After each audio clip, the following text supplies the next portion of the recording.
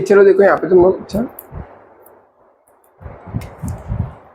Financial accounts के अंदर हमारे पास कितने चैप्टर एक बार देख लेते हम लोग।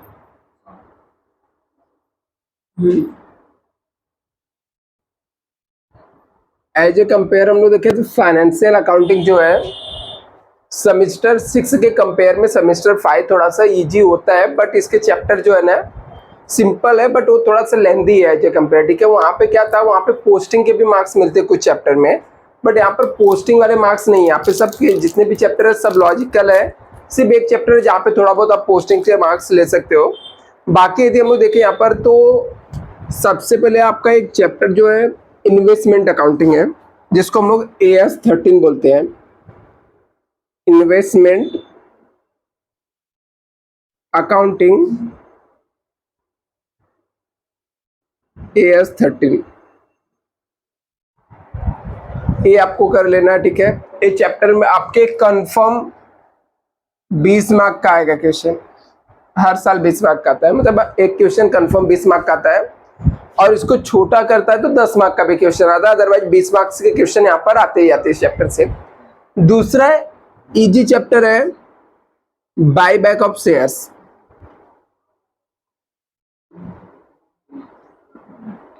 इसके भी वेटेज सेम टू सेम है, 20 मार्क के क्वेश्चन आएंगे ही आएंगे, या तो 10-10 मार्क के 2 आ जाते हैं या तो 20 मार्क का 1 आ जाता है।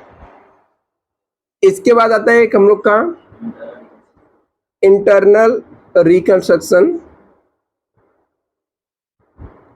सेम प्रोसेस आपको फॉलो करना है, हाँ 20 मार्क का। और यहाँ पर कंपनी फाइनल अकाउंट बहुत लेंदी है, पॉसिबल रहे तो करने का, नहीं तो सिर्फ ये 3 चैप्टर करके जाने का, 20 मार्क का। अभी टाइप्स ऑफ सम कितने आते हैं, तो इन्वेस्टमेंट अकाउंटिंग के अंदर 2 टाइप्स के सम होते हैं, fix interest bearing means debenture वाला सम आता है, डिबेंचर एंड बॉन्ड्स का सम आते हैं, डिबेंचर और बॉन्ड्स का आता है। और यहाँ पर फ्लैक्चुएट इनकम बियरिंग सिक्योरिटीज होता है, जिसके अंदर आपको इक्विटी शेयर्स या शेयर्स से रिलेटेड सम आते हैं। बाईबैक में भी 2 टाइप्स के सम होते हैं, एक रहता है buyback price given, buyback price given रहता है, एक में बाईबैक प्राइस नॉट गिवन।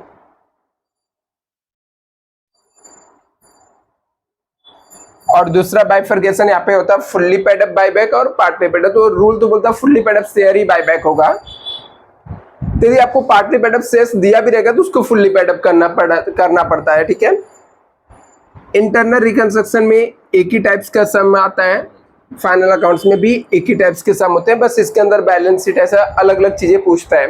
एक बार इसे नोट डाउन कर लो, फिर हम लोग इन्वेस्टमेंट आज करते हैं।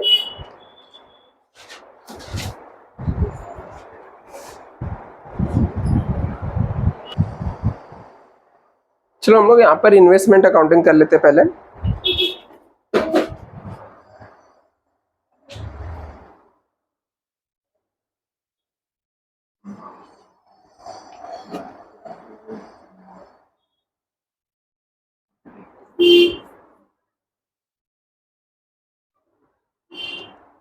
अभी देखो इन्वेस्टमेंट अकाउंटिंग एक सिंपल चैप्टर है, बट इसका ना डेट का जो कैलकुलेशन रहता है ना और इंटरेस्ट निकालने में लोगों को डिफिकल्टी होती है, तो आपको ट्राई करना कि ऐसा कुछ भी डिफिकल्टी ना हो।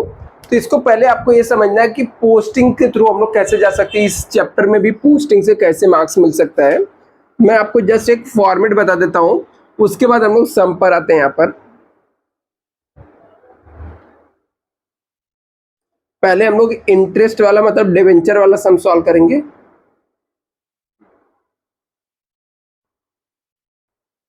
ये बेसिकली इसका फॉर्मेट होता है, यहाँ पर मान लेते हैं हम लोग का ये हमारा डिवेंचर अकाउंट्स है, और डिवेंचर को इनकम के तौर पे क्या मिलता है, इंटरेस्ट मिलता है। तो इसमें एक डेट होता है, पर्टिकुलर्स होता है, और यहां पर आपको फेस वैल्यू लिखना है, इंटरेस्ट रहता है, और एक्स इंटरेस्ट होता है जिसको हम लोग कॉस्ट बोलते हैं। अमाउंट लिखोगे तो भी चलेगा, ठीक है, बट आपको याद रहे कि इस कॉलम में एक्स इंटरेस्ट का ही अमाउंट होता है। एक्स इंटरेस्ट मतलब होता है एक्सक्लूडेड इंटरेस्ट, ठीक है। इस चैप्टर में दो पार्ट्स होता है, दो चीज होता है, एक एक्स इंटरेस्ट होता है, एक होता है कम इंटरेस्ट। कम इंटरेस्ट का मतलब होता है इसके अंदर इंटरेस्ट क्या है, इंक्लूडेड, इंटरेस्ट इंक्लूड है, और एक्स इंटरेस्ट मतलब एक्सक्लूडेड इंटरेस्ट, मतलब इसके अंदर से इंटरेस्ट क्या है, बाहर है। तो जो इंटरेस्ट से बाहर रहता है वो वाला अमाउंट यहाँ पे लिखते हैं। यदि आपका इंटरेस्ट पहले से इसके अंदर इंक्लूड है तो उसको एक्सक्लूड करना पड़ेगा। तो कैसे करने का, कम इंटरेस्ट में से लेस कर देंगे, लेस इंटरेस्ट, कम इंटरेस्ट में से इंटरेस्ट को माइनस कर देंगे, आपको एक्स इंटरेस्ट आ जाएगा। कम इंटरेस्ट में से इंटरेस्ट माइनस कर देंगे, एक्स इंटरेस्ट आपको आ जाएगा, ठीक है। यदि आपको कम इंटरेस्ट दिया रहता हो तो ये हमारा कॉलम रहता है, यहां तक ये हमारा डेबिट का पार्ट होता है। सेम चीज रिपीट होता है क्रेडिट में, date, particulars, face value, interest और एक्स इंटरेस्ट या कॉस्ट, ठीक है। अभी इसके अंदर कौन कौन से आइटम आते हैं, पोस्टिंग क्या होता है मैं आपको बता देता हूं। तो यदि हम लोगों ने बचपन में ट्रेडिंग अकाउंट्स पढ़े थे, ट्रेडिंग अकाउंट, जब हम लोग ट्रेडिंग अकाउंट्स पढ़े थे तो यहाँ पर ओपनिंग स्टॉक डेबिट साइड में आता था। ओपनिंग स्टॉक कहाँ पे आता है, डेबिट साइड में आता था। तो आपको क्या करना है, यदि इसका इन्वेस्टमेंट का ओपनिंग बैलेंस दिया रहेगा तो कहाँ पे लिखने का, डेबिट साइड में। जैसे मान लो 1 अप्रैल का है तो यहाँ पे जाकर लिखने का टू बैलेंस ब्रॉट डाउन, मतलब ओपनिंग जो रहेगा डेबिट साइड में रहेगा।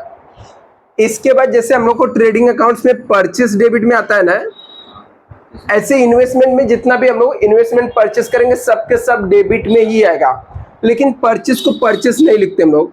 जैसे फॉर एग्जांपल मान लेते हैं हम लोग 5-6 जून को हम लोग परचेस किया तो टू कैश बैंक लिखने का, टू कैश बैंक।